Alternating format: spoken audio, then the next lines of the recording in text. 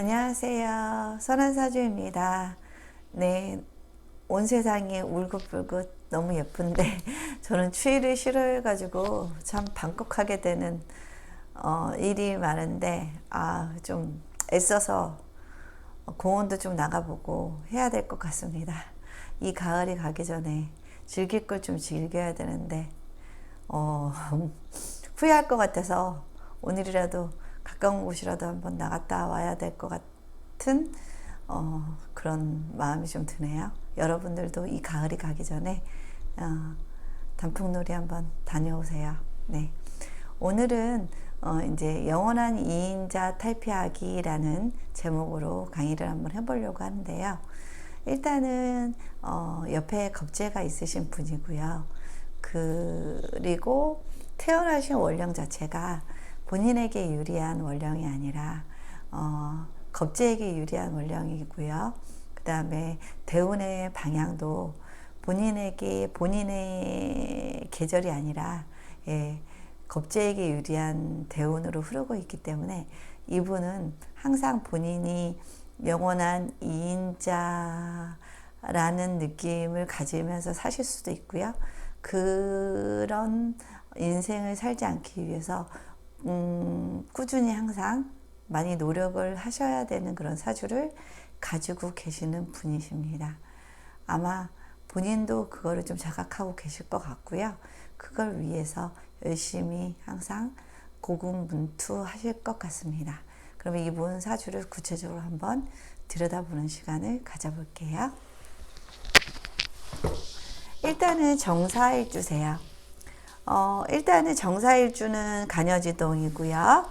고란살에 해당돼서 결혼 후에 조금 독수 공방수가 좀 있다라고 말을 하지만 뭐 이 일주 하나만 가지고 하기에는 다소 무리가 있답니다. 그런 해석들은. 그리고 옆에 이렇게 겁재를 가지고 있어요. 겁재를 가지고 있다는 것 자체가 나의 모든 결과물이나 나의 모든 성취에는 어떤 그런 성취 결과, 그 다음 돈, 그런 거에 대해서 나눠야 되는 존재고요. 그 다음에 월령이 인월에 태어났기 때문에 인월에는 병화가 장생을 하고요. 정화 입장에서는 축월에 이미 들어가서 인월에는 땅속에 가만히 박혀 있어야 되는 시기입니다. 네. 그렇기 때문에 그리고 또 인월에 태어나서 불리하고 대운도 보면은 지금 모군 화운으로 계속 가고 있죠. 정화는 가을 겨울이 본인의 계절이고요. 화는 이 병화의 계절이죠. 그렇기 때문에 이분은 항상 본인이 노력한 것보다 항상 조금 결과물이 상대적으로 덜 나타날 수 있고 덜 인정받을 수 있는 그 성분이 좀 있고요. 그 다음에 겁재와 또 인사, 형살까지 이루기 때문에 겁재에 대한 어떤 기본적인 마인드 자체가 별로 좋지도 않고, 그 다음에 겁재와의 사이에서 자꾸 형이 벌어질 그런 가능성을 두고 있는 그런 사주라고 볼 수 있겠어요. 네. 그리고 인, 모, 사, 미, 묘, 이것도 지금 병이죠? 네. 역마죠, 역마. 네. 그렇기 때문에 지금 다 역마예요. 정화에게 있어서 다 역마인자가 있기 때문에 지지에 이분은 굉장히 활동성이 뛰어나시고요. 역마의 성격을 띠는 일을 하시면 상당히 좋으실 듯 하고요. 만약에 가정주부시라도 집에 가만히 계시지 못할 성향의 분이실 듯 합니다. 가정주부이실 수도 있어요. 왜냐하면은 본인의 계절에 태어나지도 못했고, 더군다나 계절도 지금 겁재에게 밀리는 계절이기 때문에 그냥 가정주부로 계실 수도 있답니다. 안 그럴 수도 있고요. 네, 근데 이제 직장 생활을 하게 되면 항상 이 겁재라는 게 참 많이 신경이 쓰일 수밖에 없는 그런 구조죠. 그리고 그래도 다행인 게 이 식신을 지금 겁재와 함께 이 식신을 만들어낸, 더 크게 만들어내는 그런 효과는 있기 때문에, 네. 그런 거에 있어서는 장점이 될 수도 있습니다. 네. 합하면 아무래도 그 나오는 어떤 에너지는, 식신은 더 커질 수 있고요. 그 다음에 개수가 옆에 있죠. 정화에게는 가장 무서운 존재가 개수라고 했죠. 네. 그렇기 때문에 정화는 무조건 개수가 있으면은 바로 옆에, 그것도 바로 옆에 있으면은 상당히 불리한 구조가 돼요. 그렇기 때문에 이 사이를 막아줄 수 있는 뭐 무토가 오면 무게압으로 개수를 잡을 수도 있고요. 아니면은 물목이나 간목이 오면 좋겠죠. 그러면 수생목, 목생화로 통관이 되는데, 네, 정화이기 때문에 아무래도 을목보다는 간목이 더 유리하다고 볼 수도 있어요. 네. 그리고 정인격이죠. 네. 정인격인 분들, 네. 인중에 뭐 기토가 올라왔으니까 식신격이기도 하죠. 네. 굉장히 합리적이기도 하고요. 그 다음 식신이니까 뭔가 항상 하려고 하는 의지가 굉장히 많으신 분이라고 볼 수도 있어요. 네. 그러니까 집에 계시든 직장 생활을 하시던 가만히 계시면 오히려 병이 나는 그런 분이라고 보시면 될 것 같습니다. 그러니까 그런 분들 있잖아요. 집에 계시면서도 항상 바쁘다고 하시는 분들 계시죠. 네. 저 같은 경우는 막 너무 신약하기도 하고 토도 많고 그다음에 재성도 없고 그렇기 때문에 살림도 못하고 뭔가 부지런하지도 못하고 토도 많아서 좀 게으르고 하다 보니까 저는 틈만 나면은 쉬는 그런 패턴이거든요.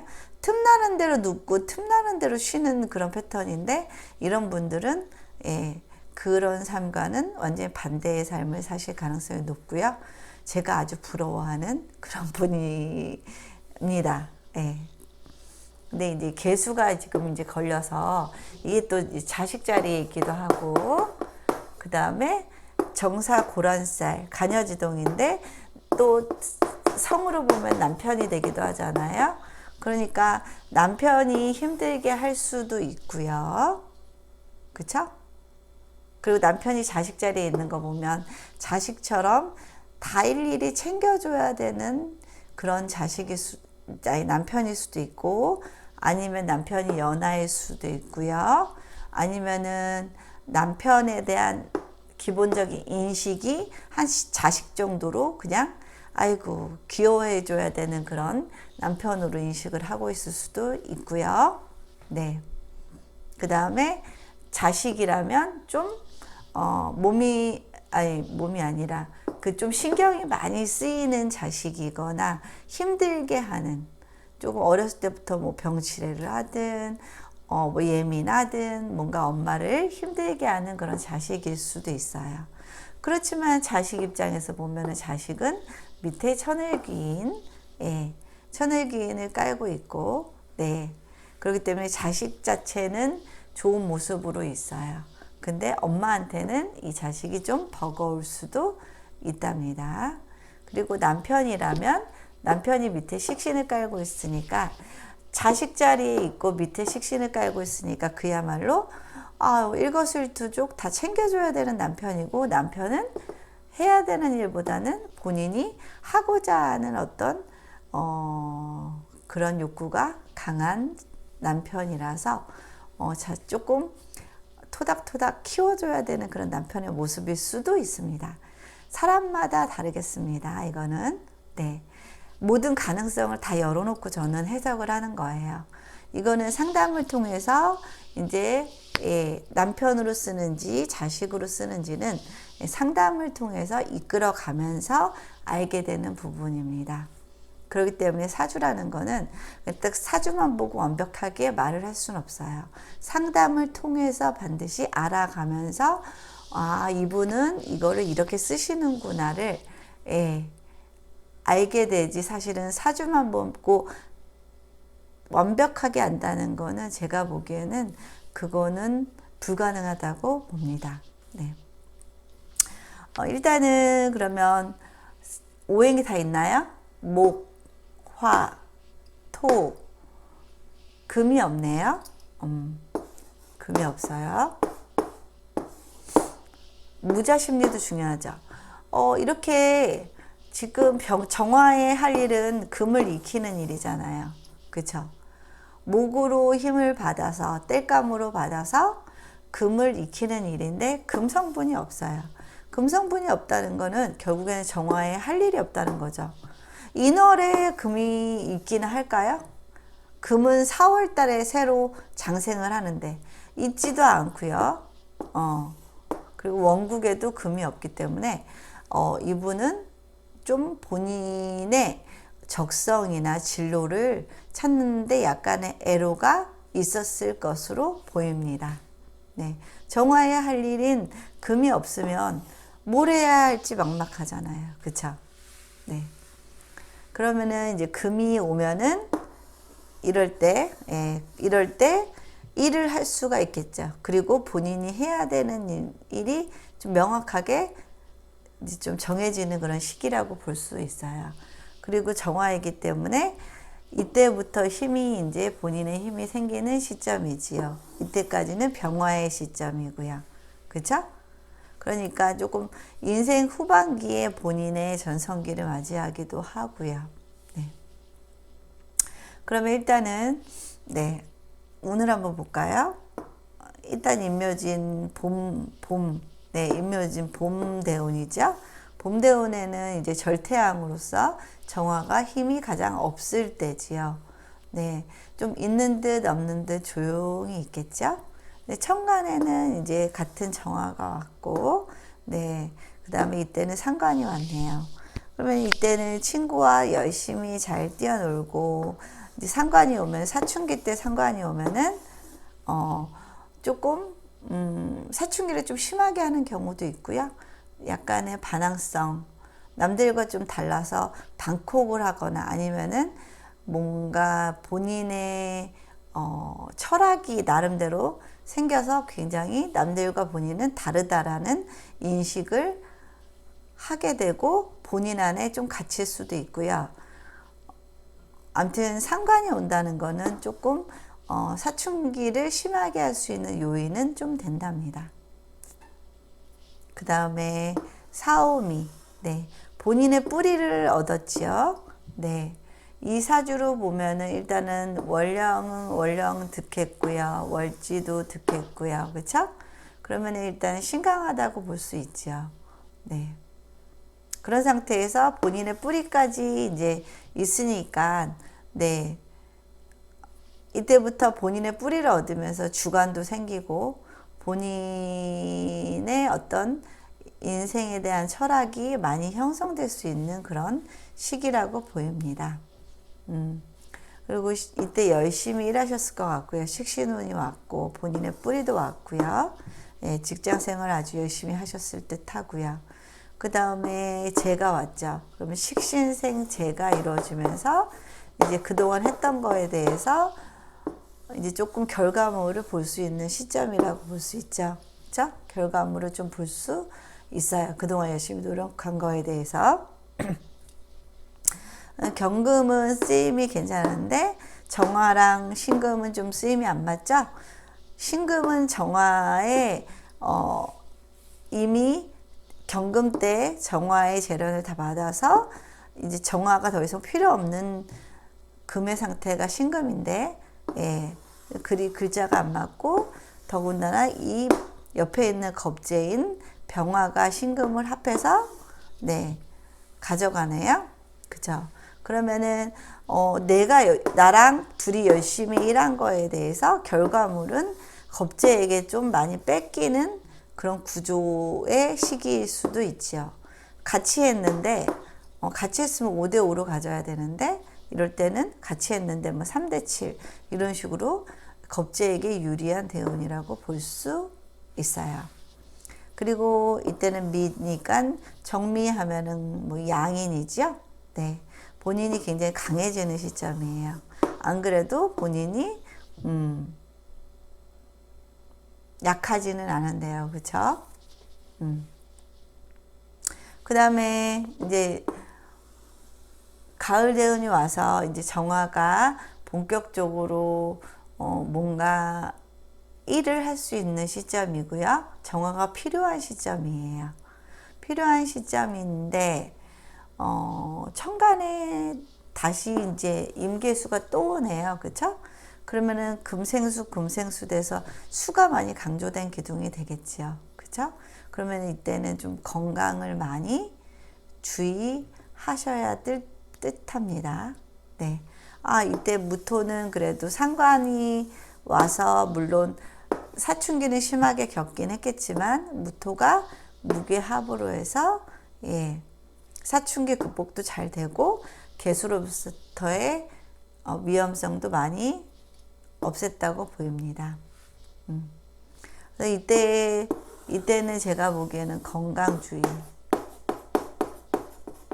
특히 천간에 이렇게 수가 뜬다는 거는 정신이니까 정신적인 건강에 있어서도 좀 많이 주의를 해야 되는 그런 시점이고요. 네, 그나마 임수 때는 이 임수가 병화를 충해주기 때문에 겁재를 충해주기 때문에 이때는 좀 괜찮죠. 여지껏 속삭였던 겁재를 해결해 줬어요. 그쵸? 남편이 그런 역할을 했을 가능성도 있겠죠. 관이니까. 네. 그 다음에 이때는 이제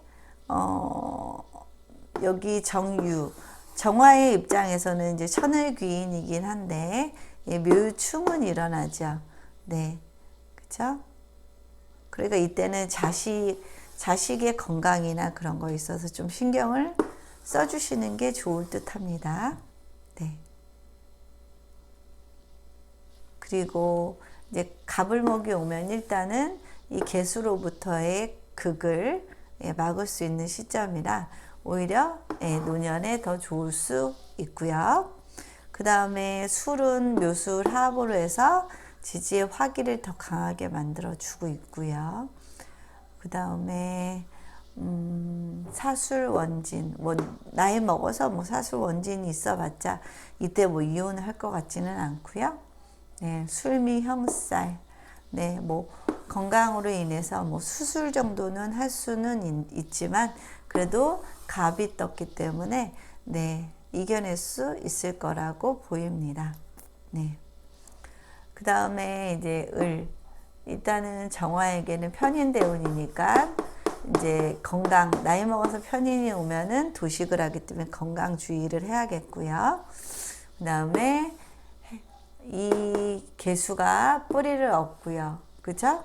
그 다음에 해묘화합으로 해서 이 묘가 더 순목이 되기 때문에 정화가 뺏기는 힘이 좀 더 많고 해묘미, 지지에 목삼합이 이루어지고 있네요. 그쵸? 인성이라는 거는 결국 식신을 극하는 성분이잖아요. 인성은. 그렇기 때문에 인성은 식신을 극하니까 식신에 탈이 나겠죠. 그러니까 이 을의 명을 달리할 가능성이 제가 보기에는 아주 높습니다. 천간에는 편인이고 지지에서는 인성 국을 이뤄서 인성은 식신을 마구잡이로 극하기 때문에 네, 을의 대운을 조심히 잘 나시기 바랍니다. 네. 이렇게 보면 사주에서 보면은 겁재에 의해서 영원히 2인자로 살아가시는 분들도 계시고요. 또 그거를 못 견디시고 끝내 그 어떤 한계를 극복하셔서 본인이 오히려 그걸 역이용해서 더 성공하시고 겁제의 그늘에서 벗어나시는 분들도 계십니다.